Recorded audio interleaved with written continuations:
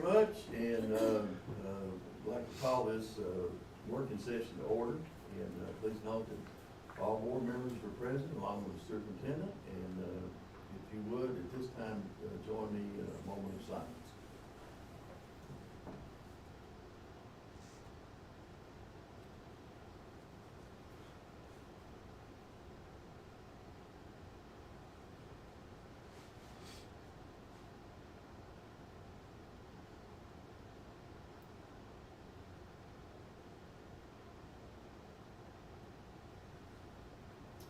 Thank you very much. If you're able, stand. Let's say the pledge to the flag.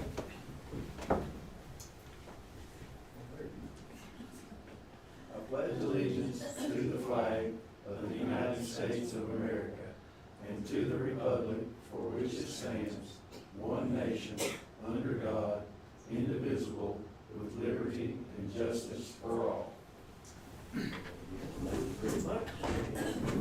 At this time, I'll call for a motion to adopt the agenda. I move we adopt the agenda. Ms. Davis made a motion to adopt the agenda. Do I have a second? I'll second. No, I'm sorry. Oh, I'm sorry. Mr. Smith, seconded. All in favor, let me know by lifted hand. All board members confirm the agenda is adopted. And item two is the Bluegrass 911 discussion. And we told y'all we was going to have a working session so y'all could explain this to us. And we're excited to hear a little bit more. So I turn it over to you all. Well, Did you want to say anything, sir? I'm good. It's all you.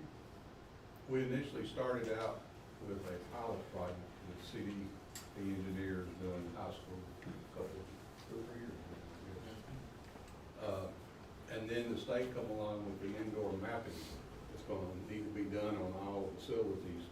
So that gave us a great opportunity to get a jump statewide on what we were trying to do here.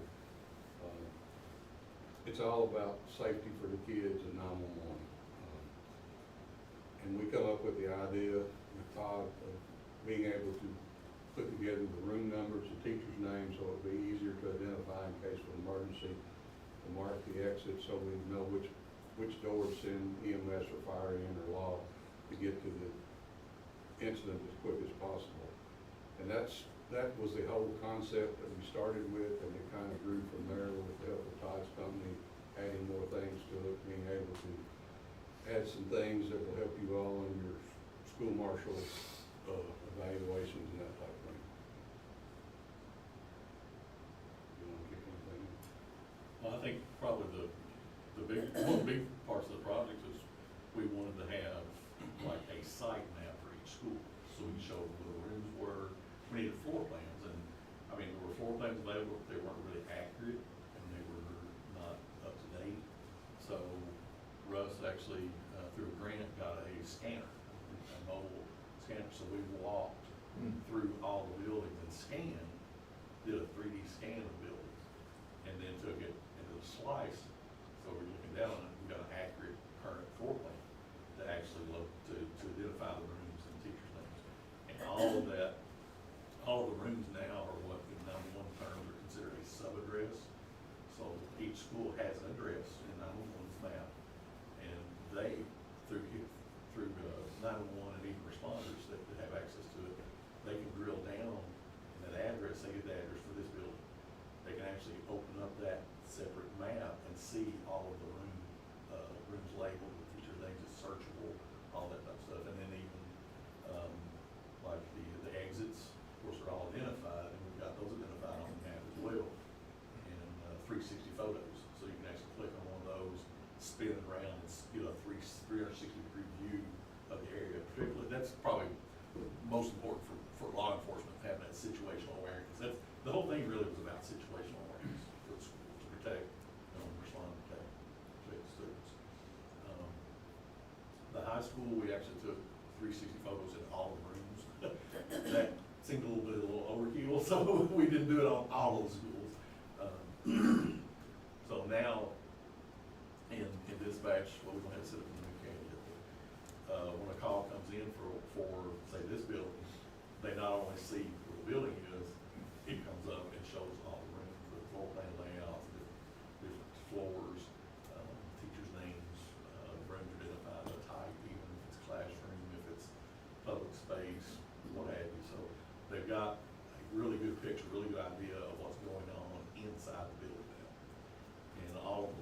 actually been like saying that being part of our energy 911 database for the actors. So they are addresses, if you would.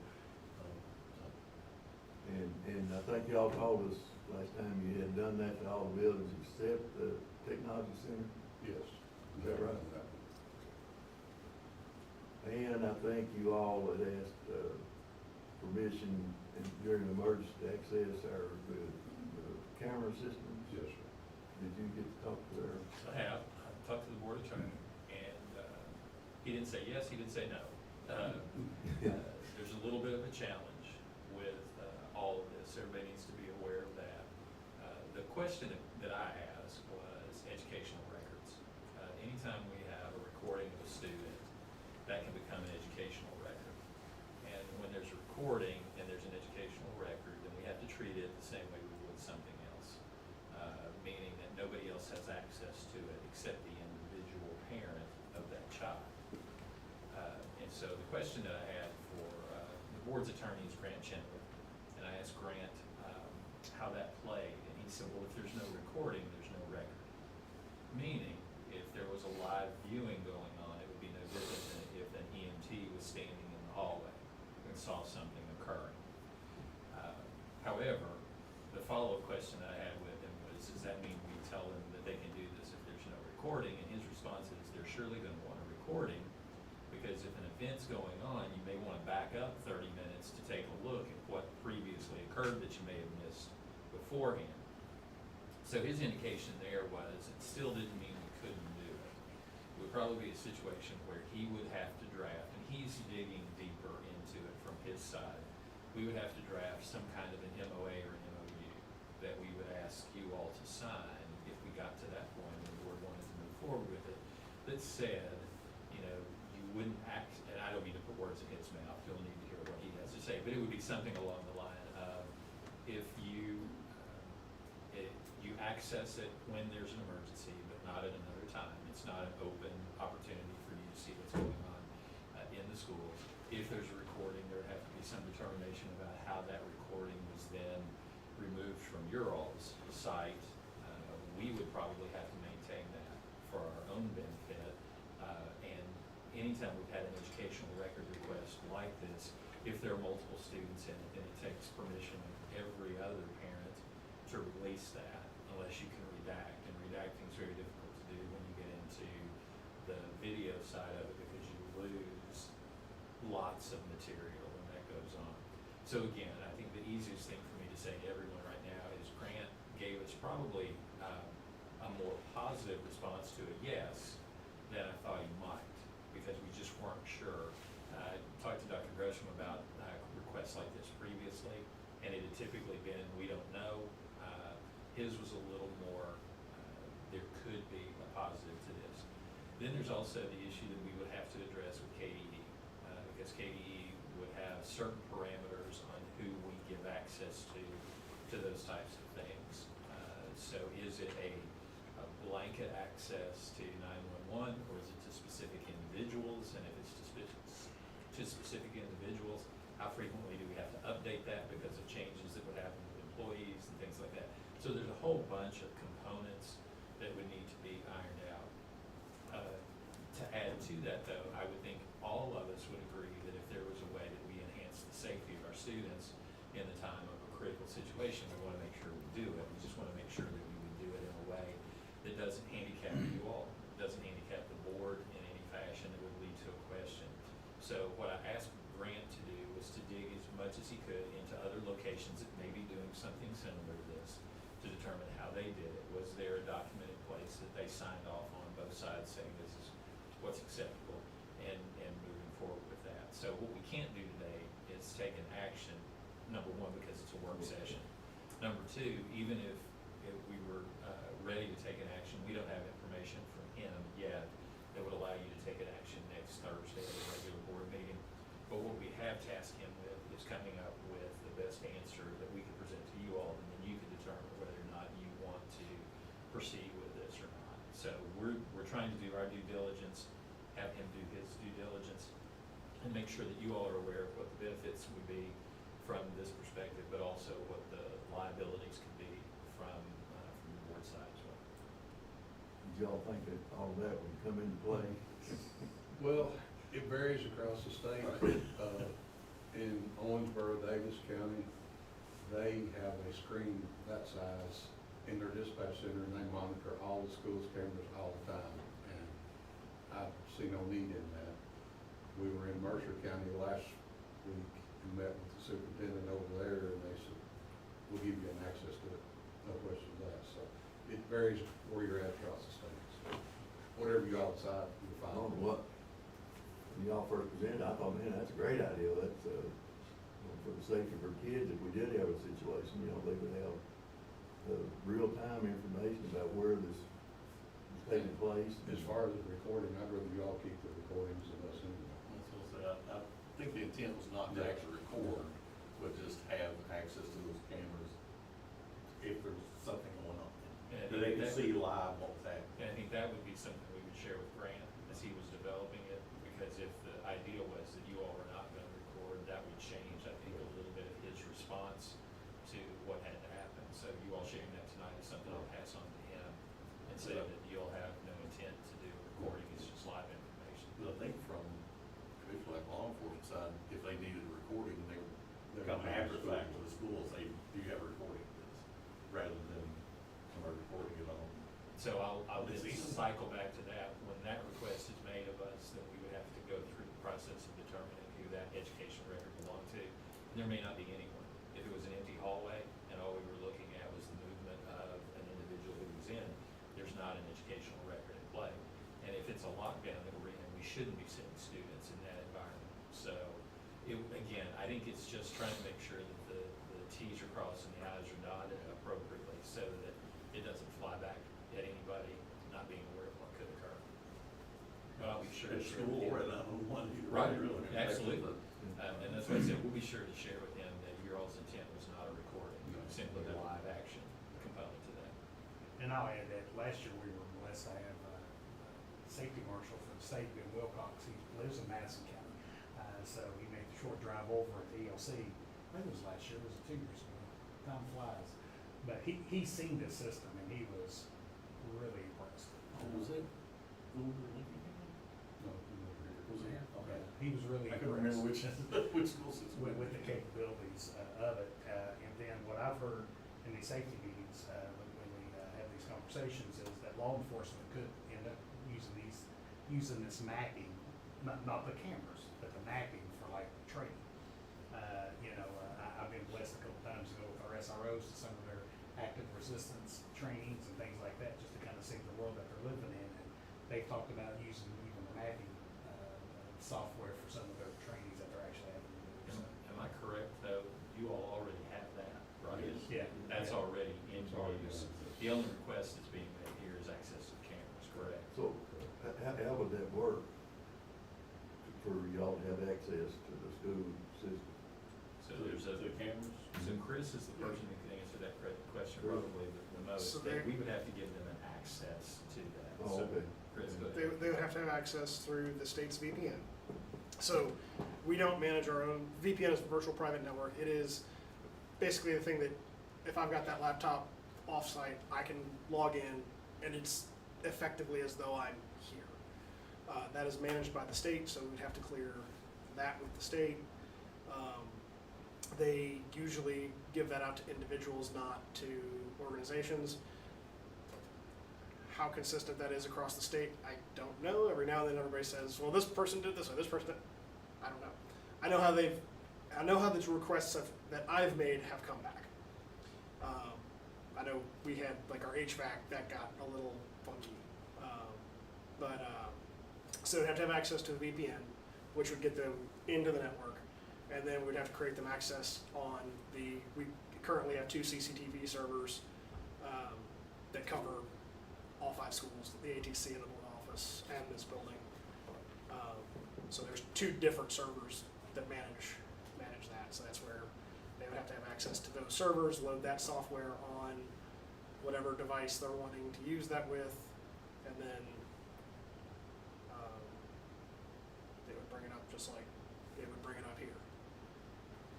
Well, I guess on the apps, on our app side, what we would do, once we have that connection, or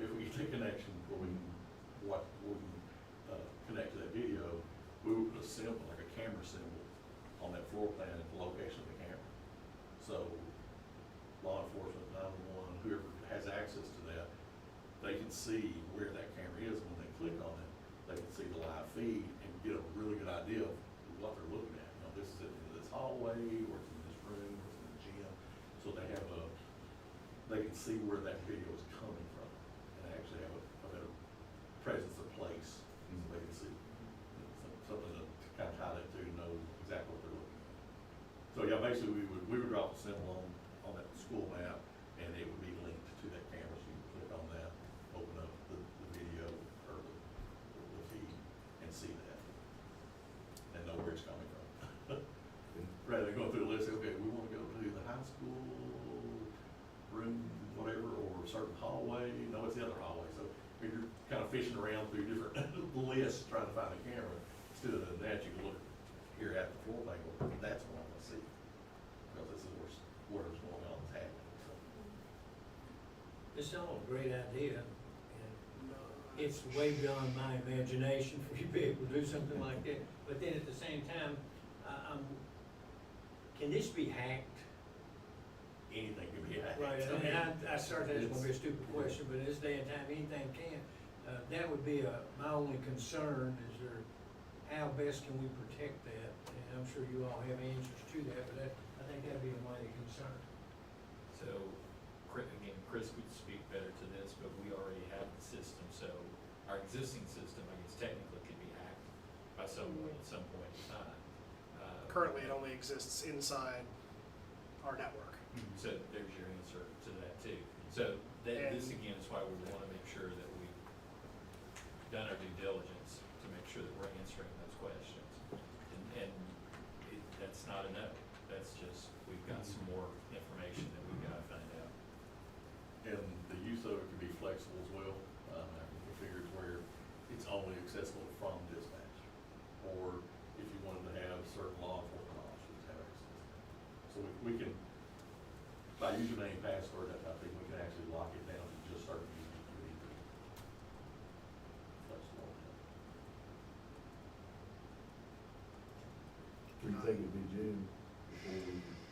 Well, at the earliest. It's early. Yeah, we're not gonna have something by next week. We'll share this information with Grant and then see what he has discovered, since I talked to him last, which was a couple weeks ago, and what he might could craft as a document and then, as an agreement. And then we can approach Katie to find out what the steps are that we have to move then, and we'll keep you in the loop and let you know what's going on as it occurs. Any other board members?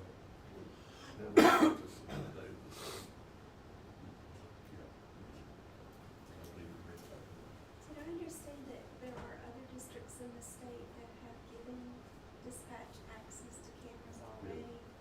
So we know that the precedent's been set that it can be done, it's just how do you do it in such a way that it's the most onboard legal and safe? But it can be done, so. Technically, yeah. Yeah. Legally, everybody's trying to figure it out. Yeah. What do you think we can do to provide the best safety for our students and staff? Anyone during the day is of utmost importance. And do we just get everything figured out? As I said, about the I's and cross the T's. That would be wonderful. But thank you for approaching us.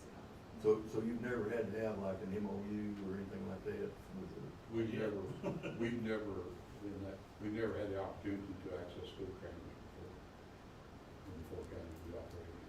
But we're going to have to sign an MOU with Mercer County. Okay, so, Yeah. bless. But they freely gave us access, they just got to come up with the Okay, all right, thank you. MOU. Let me ask you a question, and I know Dr. Ashman, Dr. Stoll, and myself, before, got calls during the night when I was still active in the school system, that there's somebody broke into the school. All right, so if you get a call like that, can we access this system to kind of track it down and see if there is somebody in there and moving around? That's always, I guess, a possibility, because it's kind of tedious when you go in there at night by yourself, and you know there may be somebody in there. That, Technically, that can be made available by users logins. if that were the That's up to you. case, it'd be easier for an administrator to VPN in and access it directly.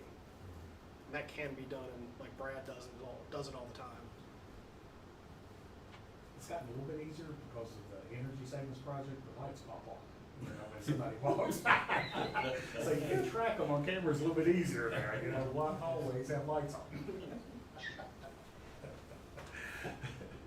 I would say this, and I wanna brag on Russ, I mean, he is a great friend, to Garrett County Schools and Garrett County in a whole. I mean, his, department is responsible for a whole lot, and Russ is always there anytime we need any support and help. You know, all you have to do is pay attention to some of the stuff that's currently, that schools and communities are dealing with some of the SWAT stuff that's occurring. And he's had to deal with some of it, and so there's a lot of constant communication that goes on, so, we really appreciate everything you do to support the schools. Thank you.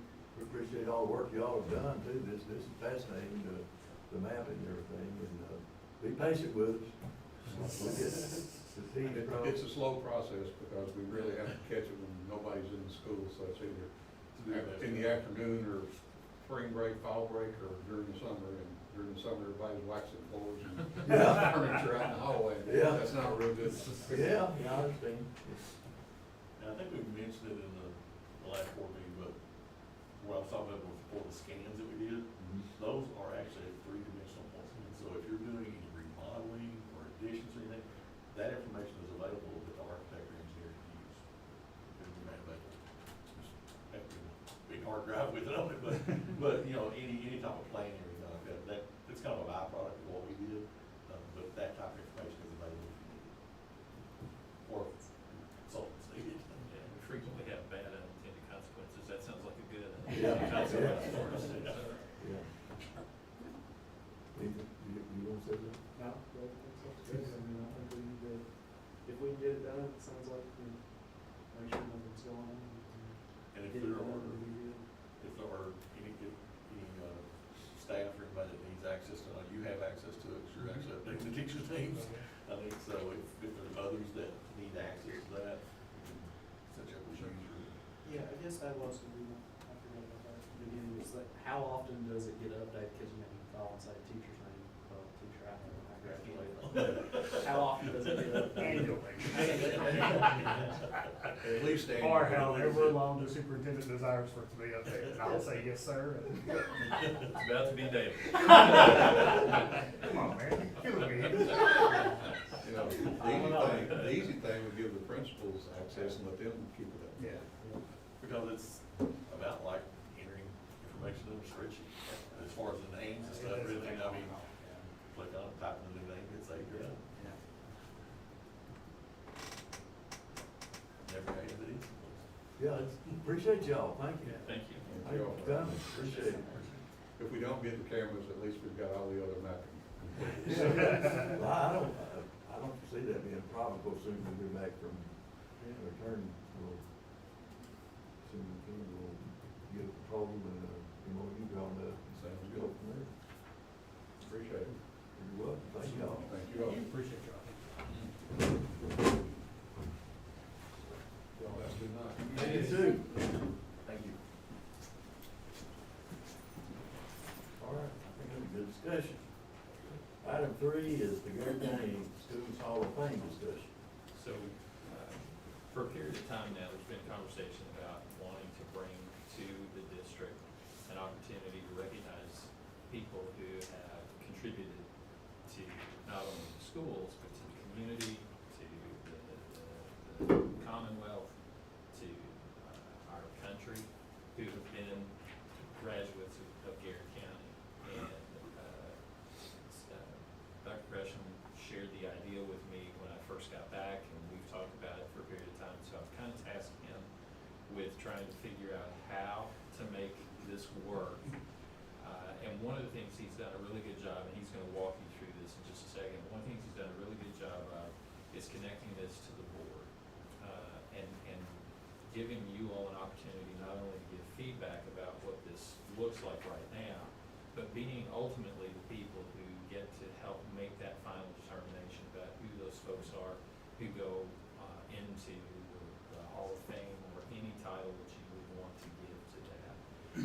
And that means that while you may be the 5 who we're talking about it right now, in the future, it could be a different 5, and that's okay, because it gives you an idea of where all of this lies. So I've asked him if he would be here tonight to kind of walk you through it, because he's, like I said, he's done a lot of legwork, and I appreciate what he's done to get us to this spot. So turn it over to Dr. Gresham, let him walk you through. Thank you, Dr. Stoll. And I have a lot of honor and proud, and a lot of pride that Dr. Stoll kind of tasked me to do this. You know, I've been here 25 years, and one of the things I'm sure of is, you know, Garrard County is good and great as any county in the state, any county in the nation. There's a lot of really good people, and so one of the ways that, you know, we can create, build and sustain tradition is honoring our past, and allowing our students to see the great things that the great individuals that have walked the halls and the accomplishments that they've made along the way. So I've visited some other schools. I've talked to some schools that have done it recently. I've talked to some schools that have that's had something like this in place for the last couple of years. I would tell you two things that I was really strongly, I felt really strongly about was, number one, I wanted to prevent recency bias. Because if you look a lot of times with Hall of Fames, you have a whole lot more people that get inducted that's been in the last 15 or 20 years. And we all know that the history of the school, you know, it started from day one, the greatness and things that occurred. So I wanted to prevent some recency bias. And number two, as much of a fan of athletics as I am, I did not want to make this just an athletic Hall of Fame. I wanted to make it a component of it, yes, but not necessarily just an athletic Hall of Fame. So a lot of the, and I'm not judging, I mean, the districts and schools can do whatever they feel like is in their best interest, but a lot of the people I talk to, you know, their athletic directors kind of point of contact, and they'll say it's not necessarily just an athletic Hall of Fame, but, you know, when the athletic director's point of contact, that's kind of what it leans heavily on. So I've prepared a couple we prepared some information, and Ms. Arnold does what Ms. Arnold does and has prettied it up for us, because it definitely didn't look like this when I sent it to her. So we'll just kind of walk through this real quick, and definitely would like to get some feedback and answer any questions that you might have. So I'll actually start right in the middle where it says criteria for nominations. You can see, again, we wanted to have this a really holistic approach to demonstrate the kind of honoring the excellence that has occurred with our Garrard County graduates. So where we're looking at individuals that have excelled in academics, their career, arts and humanities, athletics, and public service. And again, just you'll see some rules that we've just kind of drafted up, but all inductees must either be retired from the Garrard County Schools, so no active employees, or have graduated at least 5 years previously. So again, trying to avoid a little bit of recency bias and having some sort of a rule established. So we can go back up to the top box with nominations. So nominations would be open and available for anyone. So we would hand out nominations 2 different ways. We can do it electronically. We can have them on our website for people to access. And we can also kind of have hard copies at the front office, at our board office. So definitely want to try to make it to where anybody that has any connections, ties to, or just loves Garrard County will be able to kind of nominate someone for that. And you can see the 2 little links there that you could print a form, or you could actually fill out an electronic form. And basically what that talks about is who are you nominating, what year did they graduate, the honors, the awards, and things that they accomplished during the way. So you can see kind of the nomination process. The way that you'll see here in a second that we've kind of written up some rules for it is the committee, the Hall of Fame committee that will be developed that will actually make the determination if they feel like the person deserves and kind of meets the criteria to be nominated for Hall of Fame. You can see that it'll consist of a superintendent, principal, teacher, student, and a community member. And again, we'll kind of walk through that again there at that bottom box. So the principal, so the superintendent will serve on the committee. The principal would be basically the preference is given to a principal that has graduated from Garrard County Schools. And then they'll be selected by an application process, and then you all would actually appoint the principal that would be selected for the Hall of Fame committee. committee. Same thing with teacher. It would be an application process. We would ask that the teacher would be at least a 10-year veteran of Garrett County, or a 10-year veteran, and a preference would be given to a Garrett County Schools graduate. We felt like the student that's serving on our board is the senior, the senior that's serving as a student representative would be a good voice to kind of have on this committee as well. And then our community member, I've talked to Pam County last week and asked her to approach the Retired Teachers Association to try to get them connected into this. And so they would actually nominate a community member that would serve on our Hall of Fame committee. So what we're looking at here is having a committee that would consist of 5. So if you turn the sheet, you kind of go over the induction process and then Hall of Fame timeline. So we'll start there at that timeline and we'll walk back up to the induction process. So the timeline is basically, we would open up a window for nominations from September 1st through November the 30th. A list would be compiled and actually provided to our Board of Education in December. And basically, the Board of Education would be able to kind of vet the list of nominees and then hand the list of nominees over to the Hall of Fame Committee in January. The Hall of Fame Committee would have January and February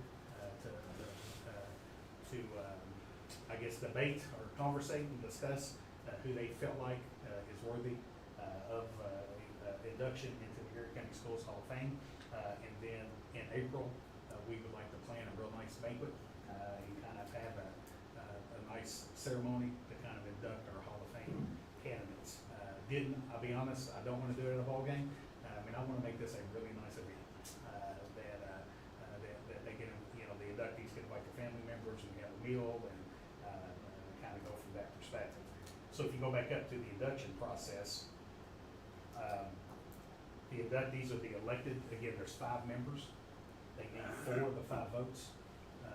4 of the 5 community members would have to approve their induction or their election into the Hall of Fame.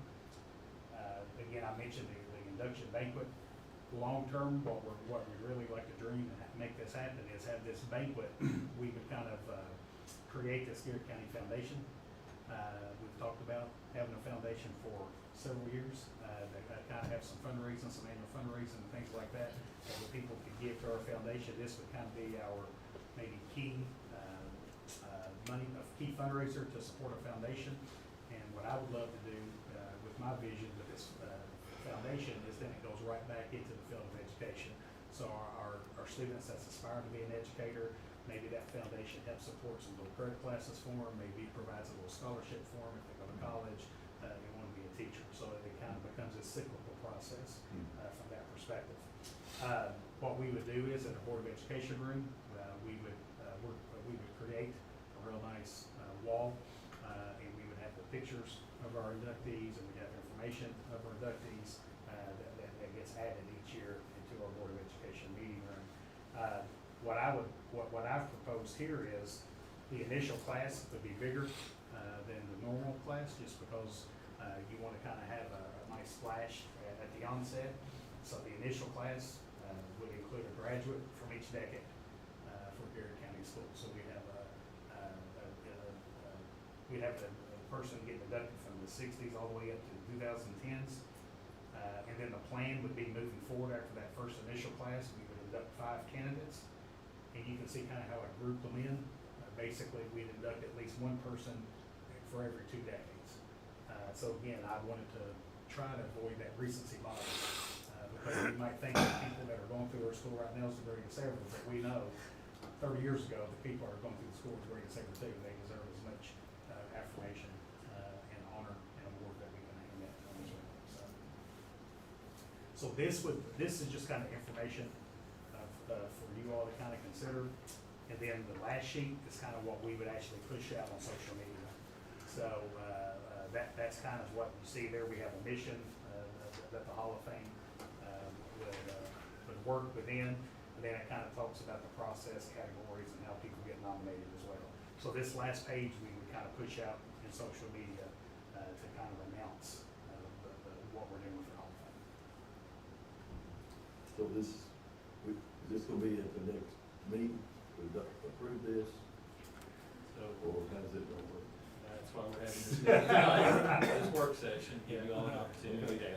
Oh, if okay. you'd like to see changes made in some fashion, to be able to talk about those. But the short answer to your question is yes, if we get to that spot, we would ask you in May to, or next week, it's already May, to approve this process. And that would give us the ability to organize, get some things together. The first push out for nominees is in September, so it gives time to get this information out to people and be thinking about it, so yes. One thing I would say before we take any questions, we know this is not a perfect document, right? And so what we're really wanting to do is, we're wanting to kind of launch this, to kind of get this process rolling, understanding that this is a working document that we can always go back and adjust and modify, to kind of meet the needs, so. Kind of like the Constitution, you can add amendments. Yes, sir, yes, sir. Hey, up until next week, you 60%. don't even need the amendment, you can just go ahead and make the changes to it, so.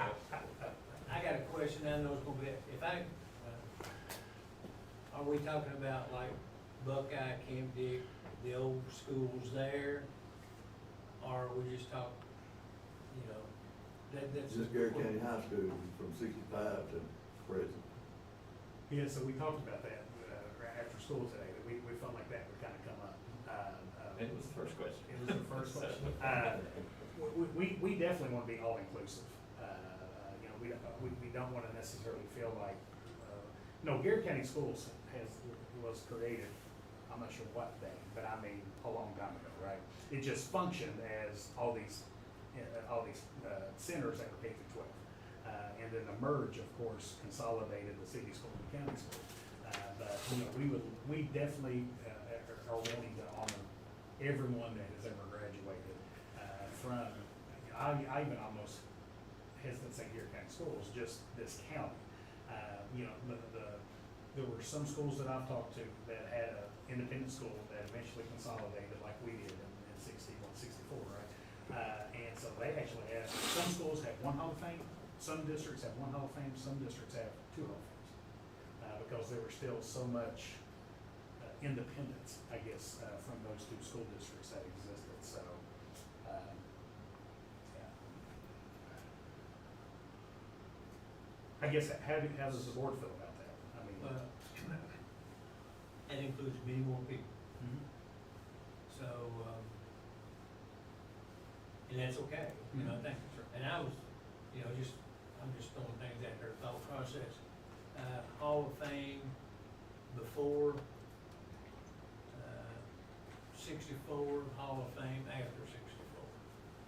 Garrett County, you know, that type of thing, but I don't know, because you still get into separation. I just don't have a specific on that, but those are questions gonna be asked of us. Yeah, that first one, from, in the 60s, that would include, that would be 4 years of the different schools, including Mason.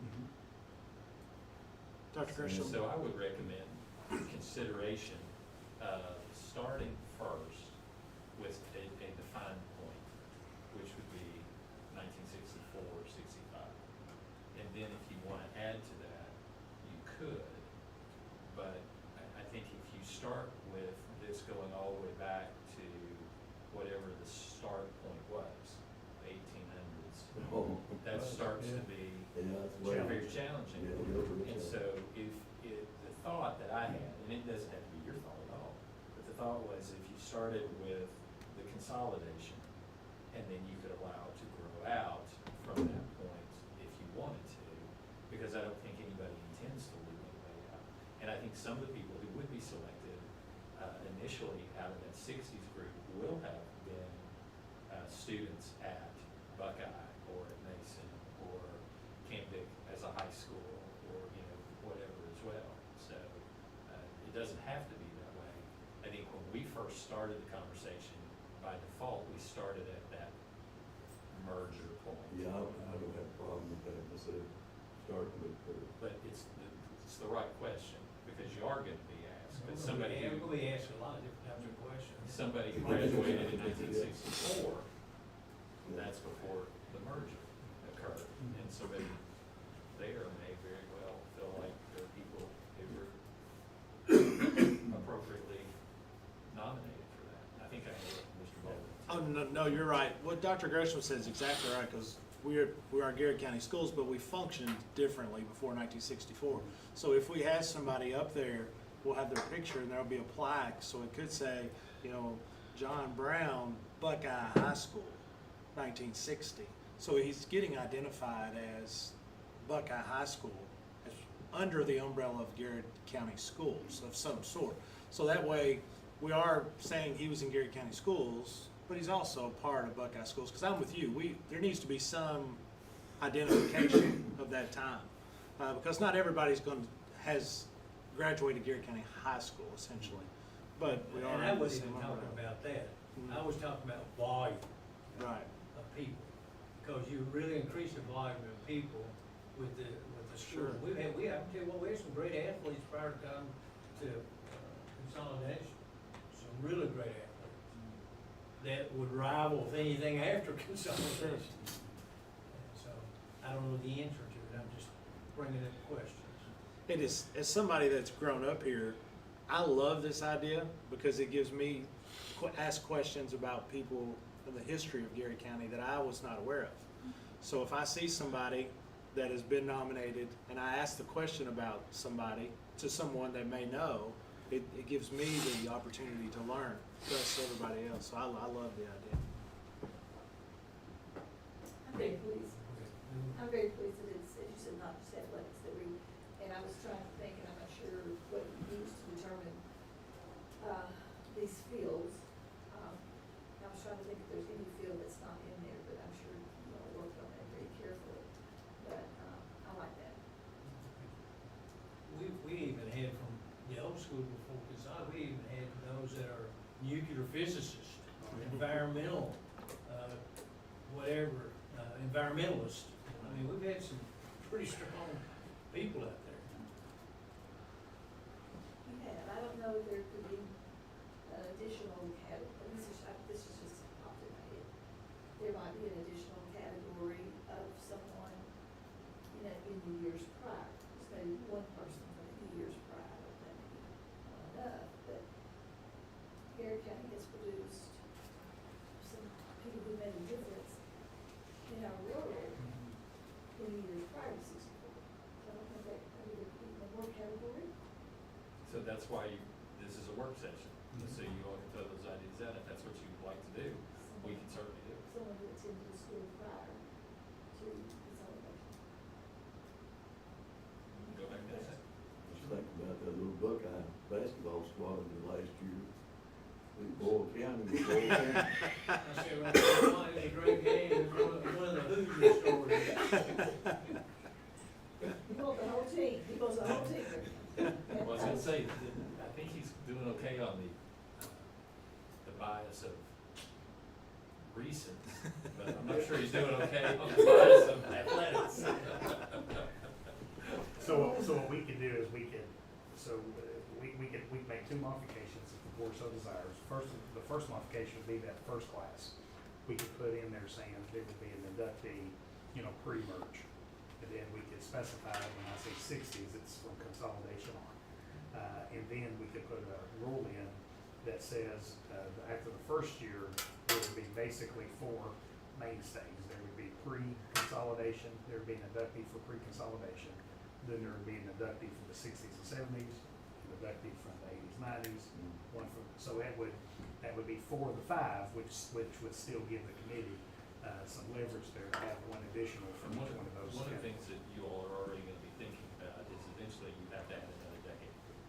Because Yes. you're gonna reach a point where a 5-year graduate will have been in the 20s.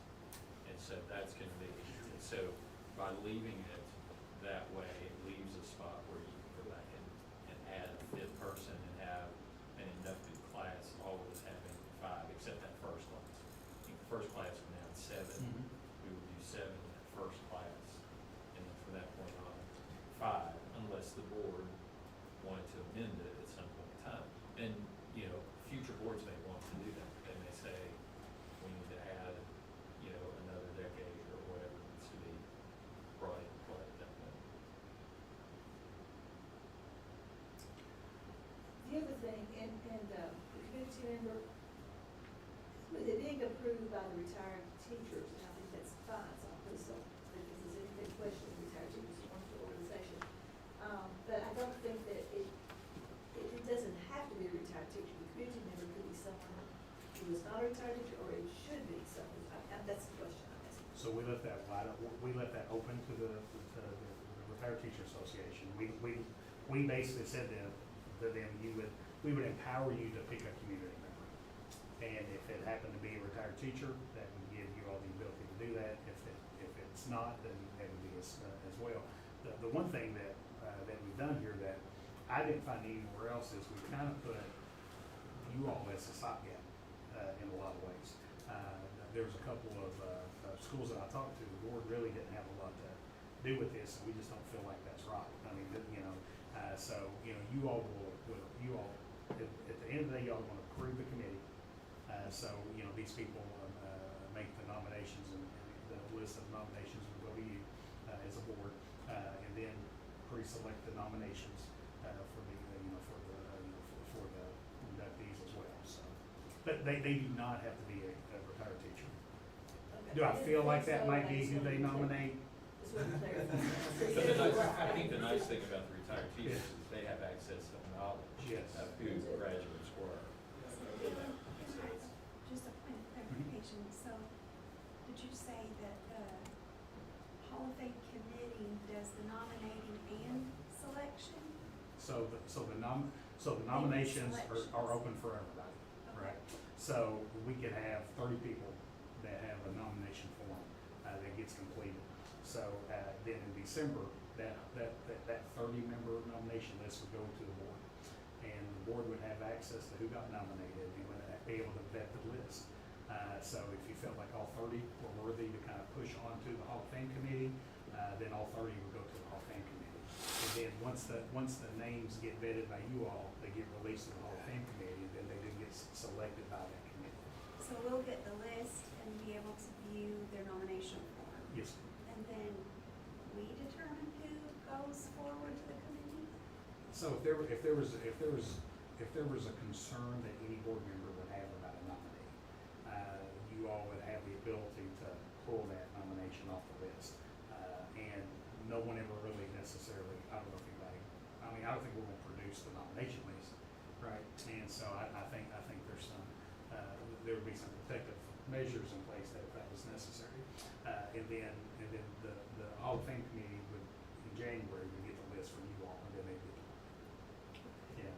So you all kind of pre-vet the process, and then they're the ones who's gonna actually select it with the. Yeah, And because then the we board, wouldn't have- then we would have the banquet with inducting Yes. whomever, the 5 or 7 or whatever. I'm sorry, Dr. Lamb. Would we have the responsibility of taking that 30 and choosing 5 or 6, or would we just say Yeah. I less mean, than 30? so at the end of the day, y'all are gonna approve whatever y'all approve here, right? But what we would, what I envision is you all would just approve a list. So I don't think you'd whittle it down and then say, Okay. only inductees. That'd be tough. I was gonna say, it sounds like to me that the best thing would be, Yeah. we get the list, unless there's some That's glaring right. thing, you just leave them all on the list. That's right. That's right. If you don't Let them have it, report. you have 50. Yeah, and I was just wondering if it wouldn't make more sense for the list of nominees to come to the committee, and then the committee vet that list to determine who are the candidates to be selected to be put in the Hall of Fame, and then that list come to the board to say, we approve the list. Because if we get the complete list, what point is that? We're not gonna take anybody off, so why would we have that step there? Right. Right? Wouldn't Yeah. it make more sense for the committee to narrow that list down and Yeah. then submit them to the board to approve them? Or are you afraid that the committee might, what are you thinking? I'm just trying to just understand what the role would be for the committee, for the board. Why bring it to us? Because we're So- not gonna take anybody So off of it. my thought would be to, just to make sure you all were included in the process. And give you all the ability that if a person was nominated, if we're gonna, and I'm not gonna say this is gonna happen, but if we're gonna leave nominations open like I think we're going to, what happens if a person nominates someone that's been arrested or in jail? and that could happen, right? And so then we would pull, at that point, we would kind of pull those names off. Now, the whole thing committee could do the same thing, I'm not saying they Yeah, couldn't, yeah. right? So, the I was thought was, thinking I'd rather the committee have to pull that name. That's the direction I'm well, going. there's some districts that I've talked to that they don't publish the Hall of Fame committee names, because it has gotten pretty contentious, in their community about how this thing works, so they don't even publish the names of who's on And this that might committee. be a good thing to do, to protect them. So the chairman of the board will get down and call, why did my grandpa get on that call? And I think the superintendent would, because that name Yeah. is public, Yeah, right? Yeah. And it's never gonna be the student's name who's gonna get the call. that's right. So the other three could be protected. Yeah. The other three could be protected. Yeah. And one thing that we could do too is start out with just after consolidated. And then, and listen to any noise after that, and see if we need to make any changes. I It's mean, up to you all. and I'm just looking down here, when we start talking about, all right, if we're gonna do, we have the 5 schools that Oh, we he's know. already got the full list. He's got a slate of the first. I'm sorry. But then you got Buena Vista, you had Sure. Cartersville. Oh, yeah. We even had a West Point. Yeah. So, to me, if we did something like that, you'd say Buena Vista part of Camp Dick and West Point, Oh, yeah. part of Paint Lick, you know, that type of I thing. heard of Orange Chapel yesterday. Yeah. Ms. Davis said she There's- I heard of Orange Chapel. Do these people have to be alive to Yeah, that's- receive, because I mean, we're talking about some of these So schools, yeah, there there's may not nothing- be someone that's still. The only understanding that we have is we would like to have a picture of, kind of showcasing who these individuals are. We understand that if you go back a certain, we're still gonna honor it regardless if we get a good picture or not. But the good picture becomes a little bit more challenging the farther back you go, in terms of the quality that you're able to post and put up online. I think as long as the board members are selected as they are now, but if any of the bills start going through the legislature, where it becomes more of a partisan issue, I think that could be a problem. Consideration. But right now, so we don't, I Sure. don't say that as a downer, but I think it's something that seems to be coming up every year with the legislature. So I think at that time, there might have to be some changes made with the board, being involved is Sure. because there would be some politicking. Sure, sure. You opened up 10 worms, didn't you? This is good. Yeah, I like We've been talking about this for I a long like it. time, a long I time. like that. So would you all like for us to, like, kind of reverse the timeline a little bit? So if we did nominations September through November, would you all like to keep it as such? Or would you like to say that all the names go to the Hall of Fame committee, and then they would have, December and January to vet the candidates, and then take it from the Board of Education, for y'all's blessing in March, or I'm sorry, yeah, February, and then notify, I guess, if you're approving them, they're gonna be notified at that point, right? Depends on how we present it. Yeah, that's right, that's right. Depends on how we present it. Well, I think September, October myself. I think the question is, do you want it to go to you all before it goes to the committee? Yeah. That's what Dr. Lamb was raising. Could it go to both at the same time? Mhm. You can, Instead of one before the other, but at least the group would have an idea of those meetings. I don't know, I see it both ways. I don't, I don't let it should come to us first necessarily, but if we, well, I appreciate you wanting the board involved in it. I don't have a problem with it. Yeah. Like Dr. Lamb said though, if we send the whole thing over there to them, you know, just kind of give the board approval, you know, we'll be able to see the list, sure. but we're not gonna take a name off. Sure. Well, then that's what we'll change. We'll change, we'll present this to y'all in we'll keep the timeline the same, but we'll say we'll present the list, to the board in December, and then it goes to the committee in January. Is that okay? And then that still leaves the committee select. It does. Okay. Yeah. So that's what And can it just be a presentation of the nominations, Sure. not an actionable item that we It put a will not be stamp an of I action. It approve? will not be an Because that's action. what I don't want to see. Yeah. And that's why we were saying, that's why I was answering this question a second ago. You know, normally, anything that I post, anything that happens at a board meeting is posted. that would be something we would not post, because then it would be releasing that information, which would be problematic. So the only person who knows who was nominated is the person who did the nominating of that. And that part's never gonna go away. That's right. You know, that person's always gonna be able to say, well, I nominated them, they need to go away. So, I have one more point just to ask, because when I read this, it's who can make a nomination, and it's anyone with ties to Garrett County Schools. I think how people interpret with ties to Garrett County Schools, that might limit. So for example, you've got family in another state who want to nominate, you know, a grandfather that lives here. Right. But could they make that nomination? Because they have, I mean, I think we need to define what ties them to. Sure. So could you just change that language a little bit Sure. to make it more open of who can submit a nomination? Because you could have somebody in another state even that wants to make a nomination, someone really important, but not having current ties to it. I don't know, I don't know how people play might with words. perceive that. And that's a wordsmith, Mhm. and it's all up to whomever's reading it as to how they're interpreting it, but you wouldn't want it to be limiting. Sure. Well, I'm sure there'll be some tweaking Yeah. Absolutely. down the line. Absolutely. Let me ask this question. While we're on the tweaking. Easy coach.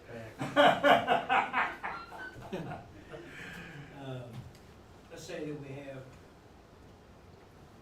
an academic student, that, I mean, just blew it out of the water freshman and sophomore year, but they transferred to Boyle County and finished at Boyle County and graduated from there.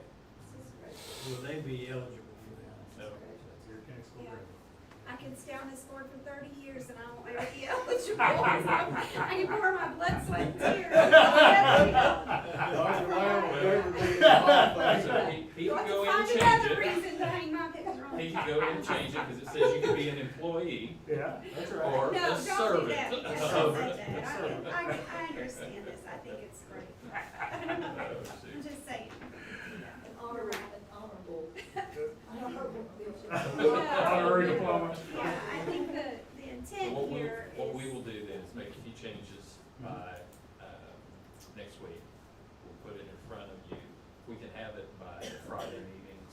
We'll give you another copy on Friday. That'll give you between Friday and Thursday to take a look at that and see if you have any objections to anything or other changes that you want to make. And we'll ask you to approve that so we can start the process.